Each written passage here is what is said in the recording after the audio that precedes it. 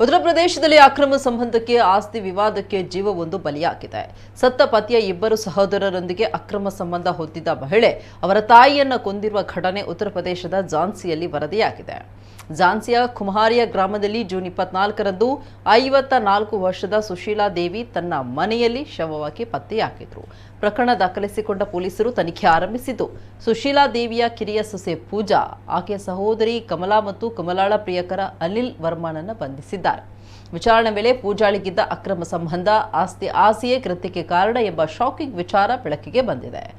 ಗಂಡ ಸತ್ತ ಬಳಿಕ ಪೂಜಾ ಪತಿಯ ಸಹೋದರ ಕಲ್ಯಾಣ್ ಸಿಂಗ್ನೊಂದಿಗೆ ಅಕ್ರಮ ಸಂಬಂಧದಲ್ಲಿದ್ದು, ಕಲ್ಯಾಣ್ ಸಿಂಗ್ ಸಾವನ್ನಪ್ಪಿದ ಮೇಲೆ ಪೂಜಾ ತನ್ನ ಪತಿಯ ತಂದೆ ಅಜಯ್ ಸಿಂಗ್ ಹಾಗೂ ಪತಿಯ ಮತ್ತೊಬ್ಬ ಸಹೋದರ ಸಂತೋಷ್ ಜೊತೆ ಕುಮಾರಿಯಾದಲ್ಲಿರುವಂತಹ ಪೂರ್ವಜರ ಮನೆಗೆ ತೆರಳಿ ಅಲ್ಲೇ ವಾಸವಾಗಿದ್ದು, ಸಂತೋಷ್ ಜೊತೆ ಸಂಬಂಧದಲ್ಲಿದ್ದ ಪೂಜಾಗೆ ಒಂದು ಹೆಣ್ಣು ಮಗು ಹುಟ್ಟಿತು.